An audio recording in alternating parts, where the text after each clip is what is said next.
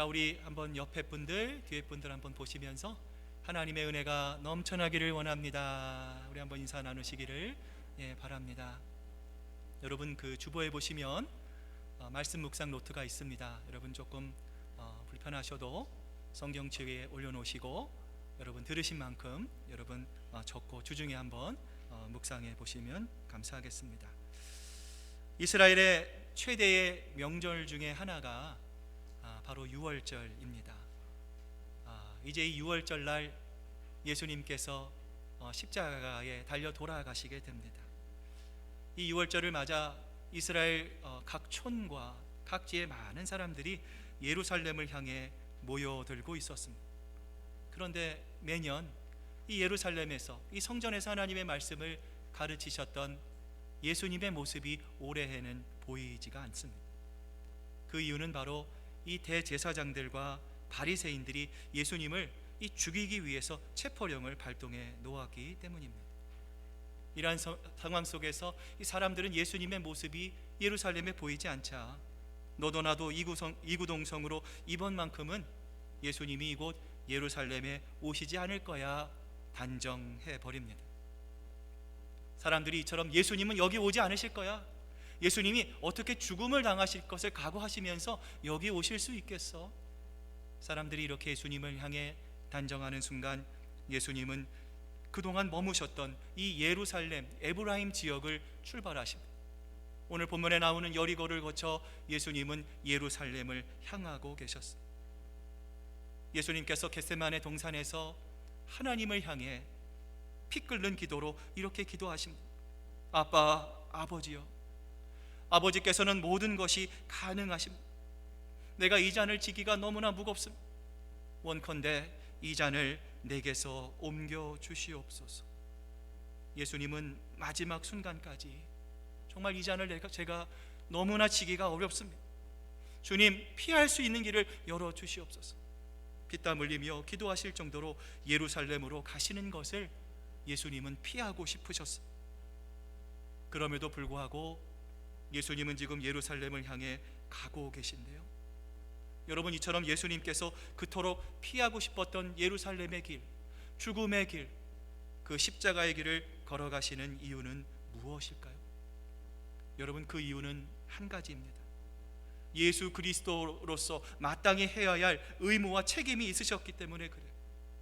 여러분, 그 책임과 의무가 무엇입니까? 우리와 같이 죄와 허물로 죽었던 우리들이 가망성이 없습니다. 희망이 없습니다. 모두 다 지옥의 영원한 사망의 구덩이에 빠질 수밖에 없는 우리들을 위해서 예수님은 지금 죽음의 예루살렘을 향해 묵묵히 걸어가고 계셨던 것입니다. 오늘 이 예수님을 바라보며 오늘 이 땅을 살아가는 우리들, 저와 여러분에게도 한 가지 우리의 생명을 걸고 목숨을 걸고 지켜야 할 것이 있습니다. 그것은 바로 예수 그리스도의 핏값으로 사심받은 우리 큰사랑 교회가 주님이 주목하는 교회가 될 수 있도록 우리는 힘써 그 일들을 감당해야 합니다. 중심이 주를 향한 교회가 될 수 있도록 노력해야 합니다. 복음을 전하고 생명을 살리는 이 귀한 사명을 우리는 목숨을 걸고 지켜낼 수 있어야 합니다. 우리 함께 하나님이 기뻐하시는 교회, 하나님이 바라보시며 미소를 짓는 건강한 우리 큰사랑 교회를 이루기 위해서 우리 함께 힘쓰는, 함께 노력하는 저와 여러분 되시기를 바랍니다. 오늘 본문 1절을 보시면은요, 6월절 엿새 전에 예수께서 베다니에 이르시니 이곳은 예수께서 죽은 자 가운데 살리신 나사로가 있는 곳이라 말씀을 합니다. 자, 예수님께서 지금 베다니에 가셨는데요, 언제 가고 계십니까? 6월절 엿새 전입니다. 이제 일주일만 있으면 예수님은 골고다 언덕 그 십자가에 못 박히실 거예요. 돌아가시기 6일 전 토요일 예수님은 제자들과 함께 베다니에 도착하셨는데요, 자, 이 무렵 사람들은 무엇을 하고 있습니까? 6월절 준비를 하기 위해서 이스라엘 백성들은요, 독특한 풍습이 있습니다. 집안에 혹시 빵가루가 있는지, 누룩이 돼서 부풀릴 만한 것이 있는지를요, 온 가족이 샅샅이 찾아갑니다. 그리고 그 모든 가루들, 그 모든 이 빵가루 등을 찾아내서 이 성당의 랍비의 지시에 따라 함께 여러분 이 화면에 보는 것처럼 이 모아서 불을 태워야 했습니다. 여러분, 이처럼 유월절을 맞아 누룩을 제거하는 것은 어떤 의미가 있습니까? 하나님께서 그들을 부르신 그 하나님의 뜻에 따라 순전해지고 하나님 앞에서 거룩해지는 것을 상징하는 의미가 바로 이 누룩을 제거하는 의미에 담겨 있습니다. 여러분, 그런데 오늘 본문과 같은 내용을 담고 있는 마가복음 14장 3절을 보면은요, 자, 예수님께서 베다니 나병 환자 시몬의 집에서 식사를 하셨다 말씀을 합니다. 자, 여러분, 이처럼 유월절을 앞둔 상황에서 유월절을 준비하기에 모든 사람들은 자신의 육신의 정결을 추구합니다. 누룩의 제거를 위해서 거룩한 삶과 마음의 몸가짐으로 예수님께 하나님 앞에 온 힘을 쏟고 있을 때, 여러분, 예수님은 누구의 집을 방문하고 계십니까? 뜻밖에도 부정한 나병 환자 시몬의 집을 찾아오십니다. 여러분, 우리가 성경을 읽을 때 참 궁금합니다. 자, 베다니에 시몬의 집만 있지 않았을 겁니다. 수없이 많은 집들이 있었을 텐데 예수님은 왜 하필 모든 사람들이 꺼려하는, 모든 사람들이 정죄하는, 모든 사람들이 부정하다가 여기는 나병 환자 시몬의 집을 방문하신 이유는 도대체 무엇이냐라는 것이죠.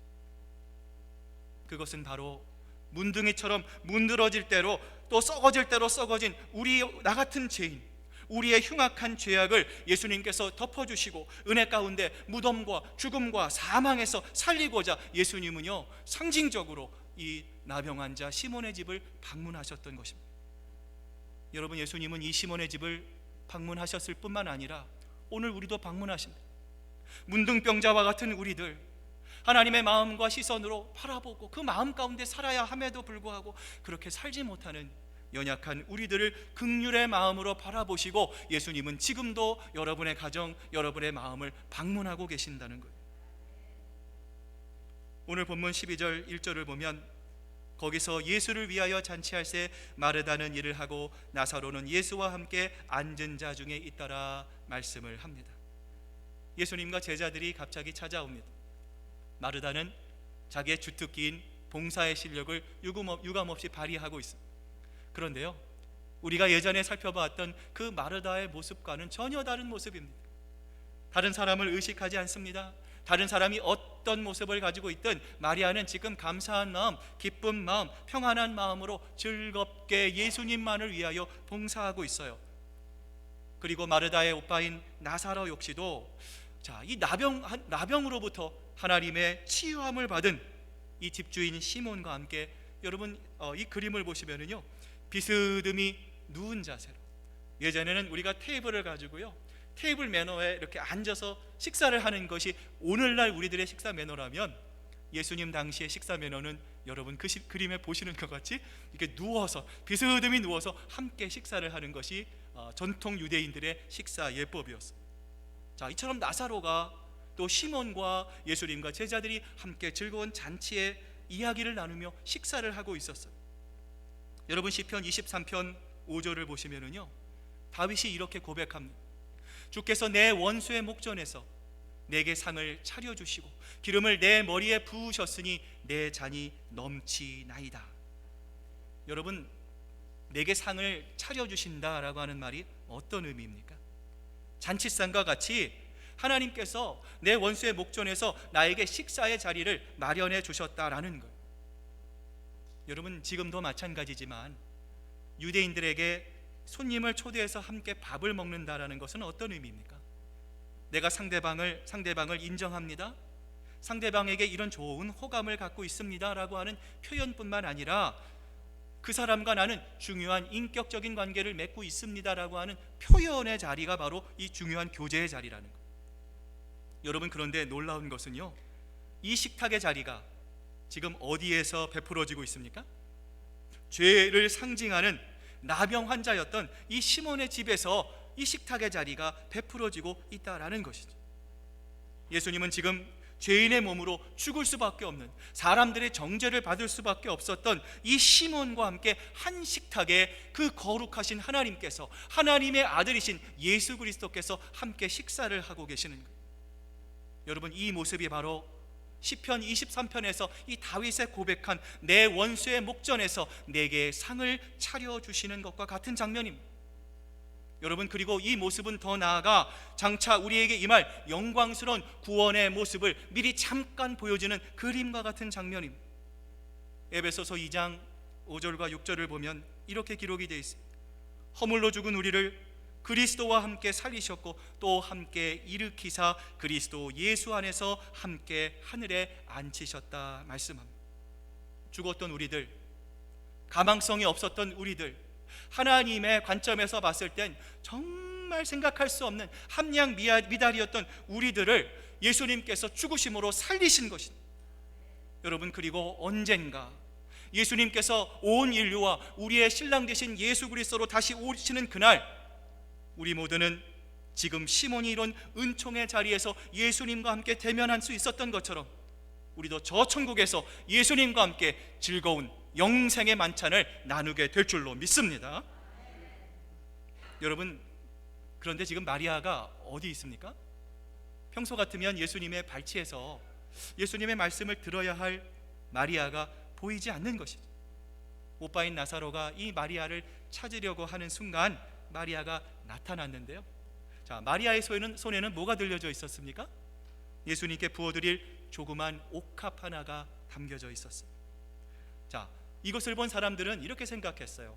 아, 마리아가 우리 유대의 관법대로, 예법대로 이 향유 몇 방울을 예수님께 떨어뜨리려 하겠구나.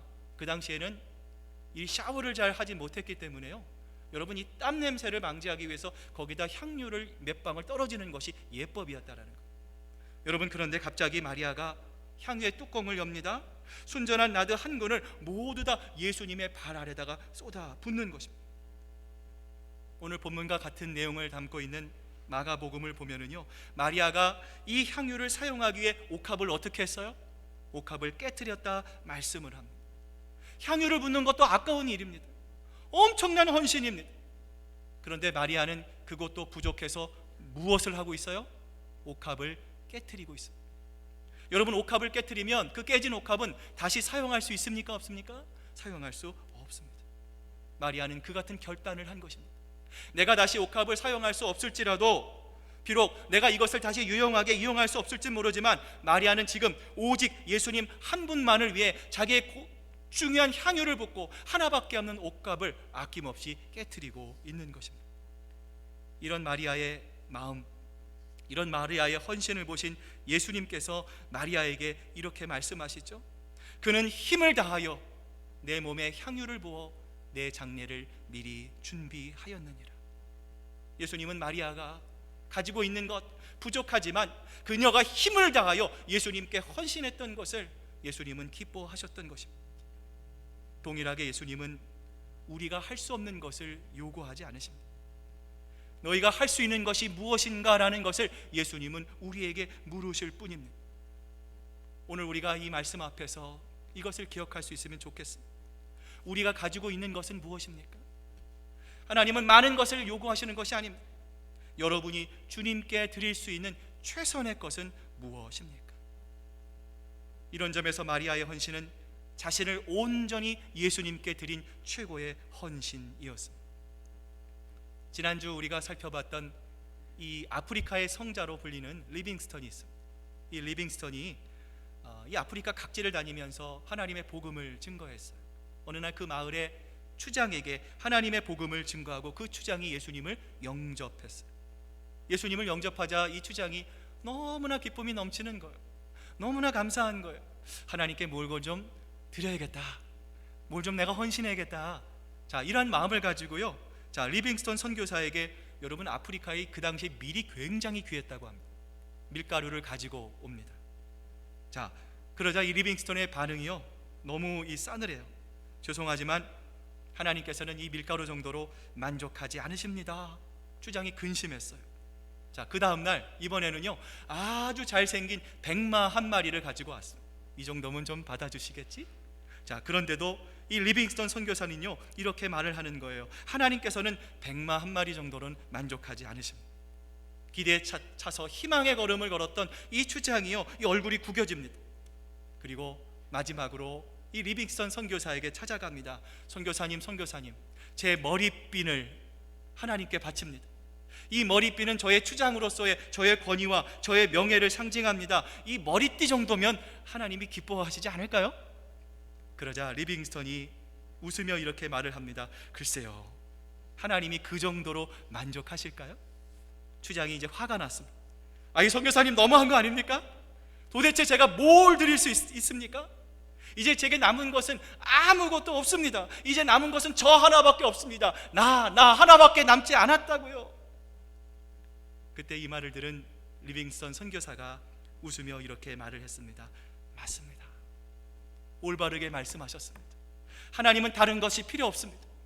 하나님 앞에 온전히 드려진 추장님의 모습을 하나님은 기뻐 받으십니다. 그러므로 형제들아, 내가 하나님의 모든 자비하심으로 너희를 권하노니 너희 몸을 하나님이 기뻐하시는 거룩한 산 제물로 드리라. 이는 너희가 드릴 영적 예배니라. 마리아처럼 우리들도 예수님께 드릴 수 있는 가장 최고의 헌신이 있다면 여러분 무엇이라고 생각합니까? 성경은 우리 자신을 예수님이 기뻐하시는 거룩한 산 제물로 드리는 예배, 우리의 겉모습과 우리의 행위와 우리가 드리는 것에 익숙함으로 드리는 예배가 아니라 중심으로부터 하나님께 드리는 올바른 예배, 내가 원하는 방식의 예배가 아니라 정말 하나님이 원하시는 예배, 하나님을 기쁘시게 하는 그 예배가 바로 하나님이 기뻐하시는 참된 예배요 최고의 헌신이라 말씀하시는 것. 여러분, 예수님이 여러분에게 무엇을 하셨습니까?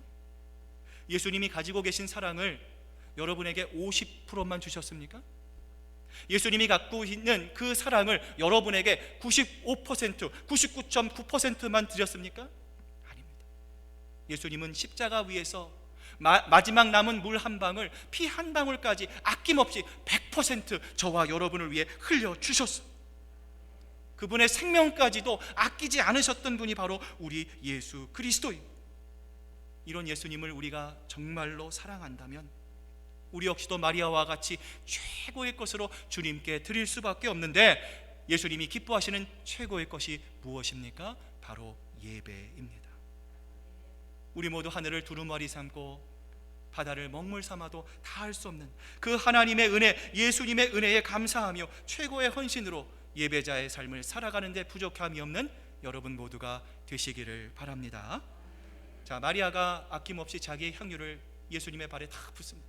자, 그 모습을 예수님뿐만 아니라 누가 바라보고 있습니까? 가룟 유다가 바라보고 있습니다.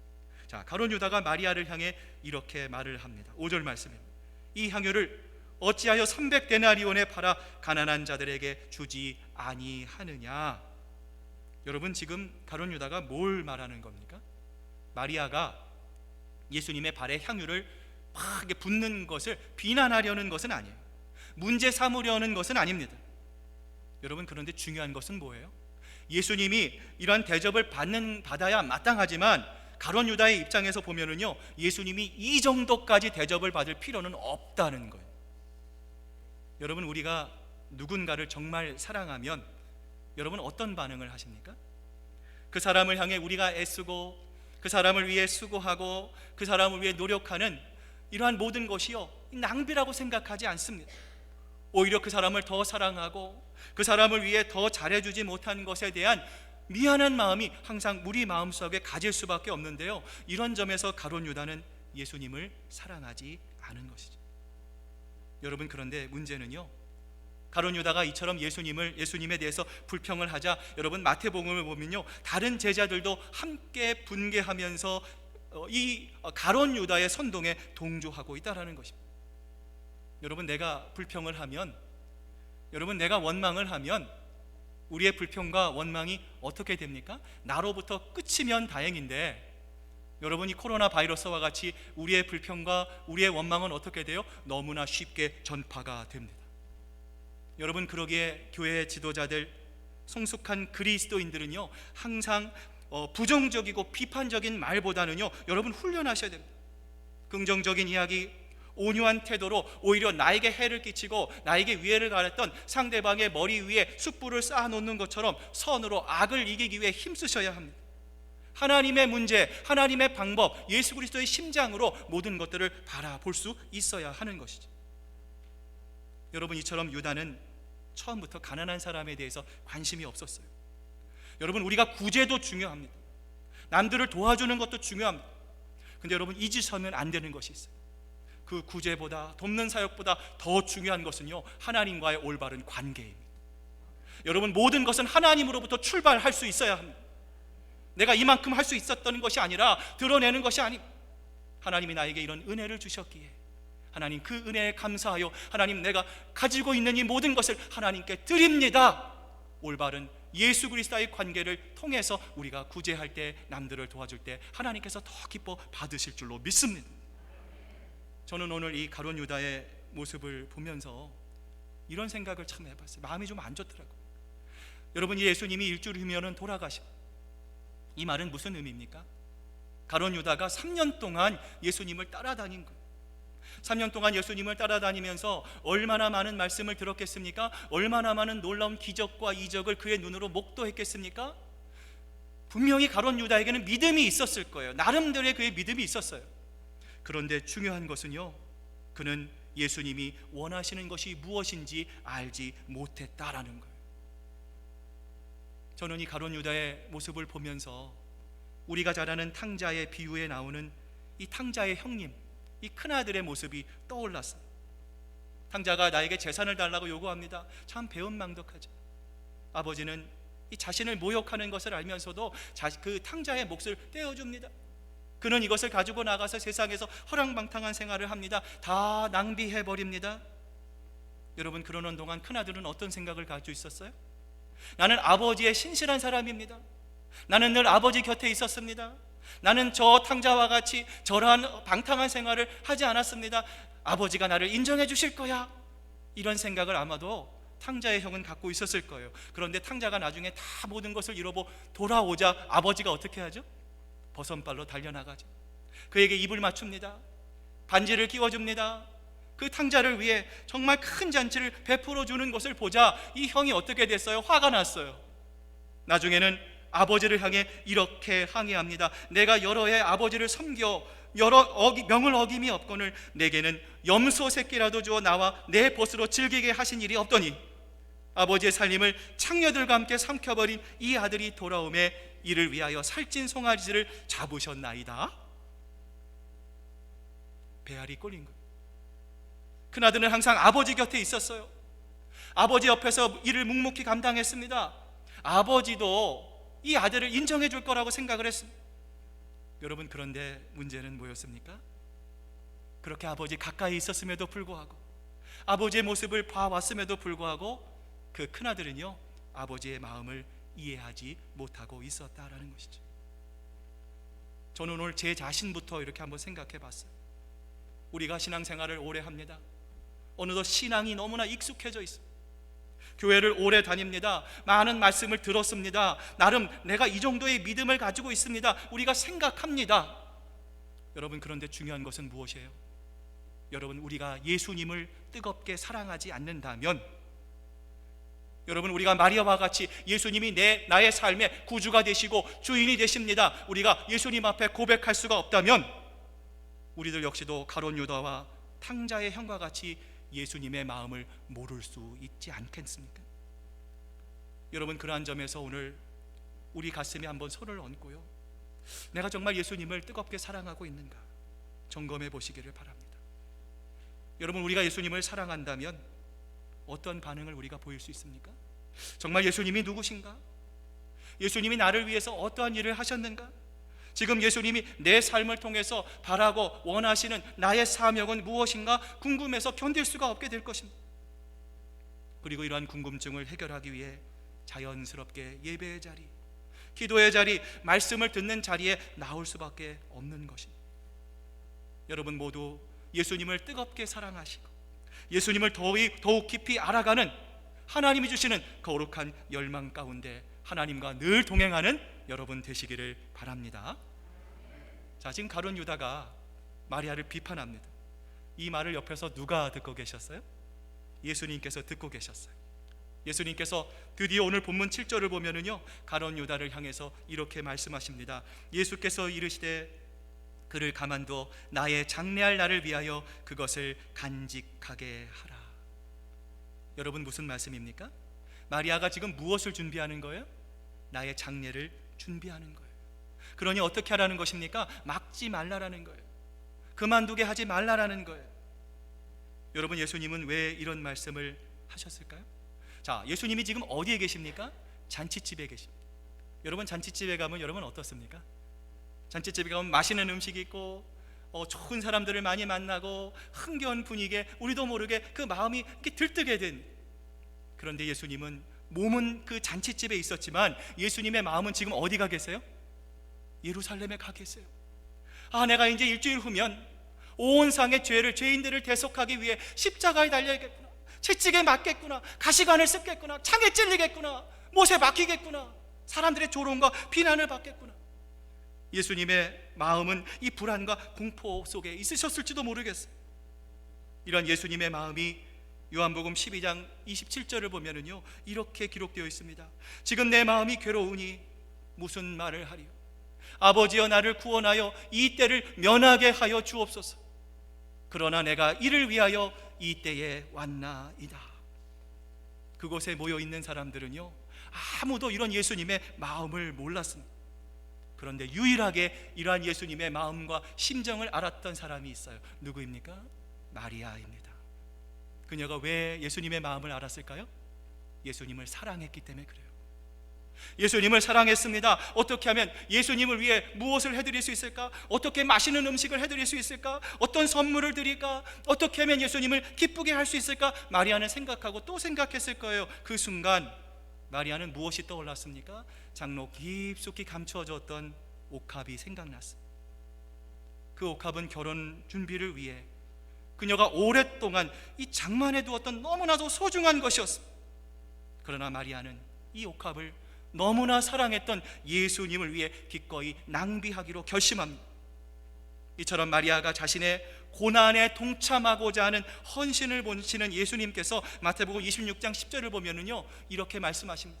그가 내게 좋은 일을 하였느니라. 그의 헌신에 예수님은 크게 기뻐하십니다. 여러분, 우리가 인간이기에 누구나 어려운 일들을 통과합니다. 고난이 있습니다. 어려운 일들이 있습니다. 넘기 힘든 장벽과 같은 태산과 같은 문제가 있습니다. 여러분, 그때 누군가가, 우리 믿음의 지체들이요, 옆에서 내가 기도할게, 걱정하지 마, 힘내, 여러분, 이 한마디면은요 정말 이 마음이 너무나 가벼워지는 것을 우리가 경험할 수 있습니다. 여러분, 그런 점에서 우리 한번 이 시간 옆에 분들을 보시면서 한번 이렇게 마음을 담아서 격려해 봤으면 좋겠습니다. 항상 당신 곁에서 기도하겠습니다. 여러분 한번 격려해 주시길 바랍니다. 항상.